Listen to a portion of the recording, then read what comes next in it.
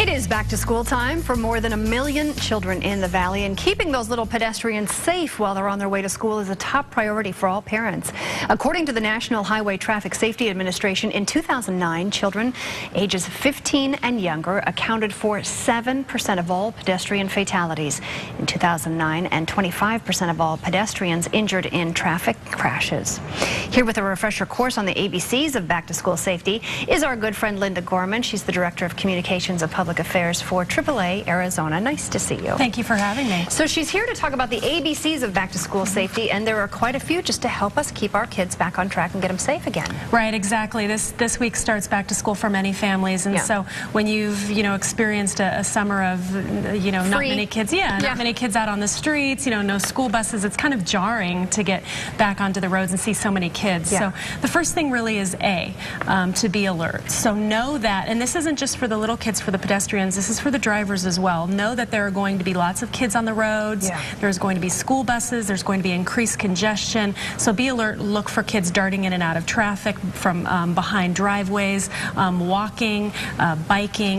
Know what's going to happen. Everywhere. Really be assertive about that. Secondly, you want to be prepared. That means that adjust your commute time. So if you've enjoyed a relaxed summer commute, maybe you've noticed there haven't been as much traffic out on the roads, know that especially for the next couple of weeks as people get back into their schedule and their routine, you're probably going to have a longer commute time.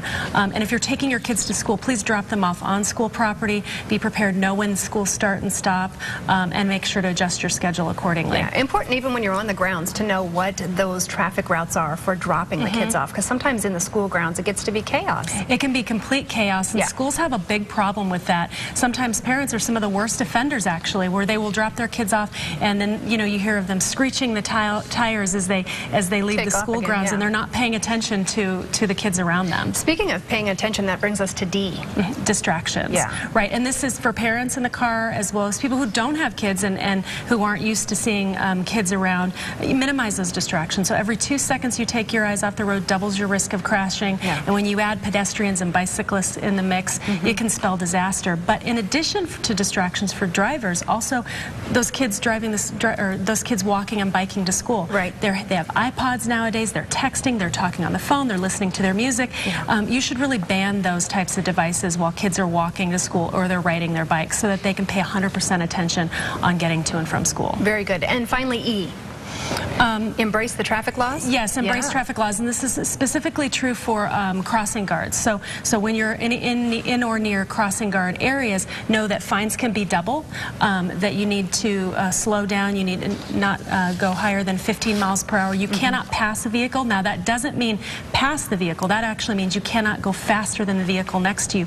Even if the vehicle next to you is going 10 miles an hour, 5 miles an hour, you can't go faster than that vehicle.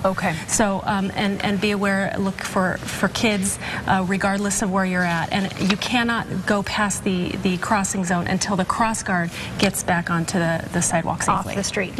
Let's talk about the streets and sidewalks for a few minutes, because it's good, when you're and you have the summertime, you're roaming all over the place, but once you get back to school, it's good for kids to really understand they need to stay on the sidewalk unless they're in the crosswalk. They do, and also to have a discussion with them that they should not feel that the crosswalk is a zone that they aren't vulnerable. So a lot of pedestrian fatalities and injuries happen in a crosswalk because people think they step out into the crosswalk and they think, oh, I'm in a crosswalk, I have a legal right to be here, and they don't notice or they don't necessarily take as much care as they do when they're outside of the crosswalk. So you need to take a moment now, even if you've done it over the summer or done it last year, have that conversation with your kids, let them know, discuss these traffic safety rules with them. If they ride their bike, make sure they wear a properly fitted helmet, and definitely give them a refresher before they take off for school. Beautiful. I love when you're here. Good information always. It's nice to see you. Thanks so much for being with us. Thanks for having me. All right.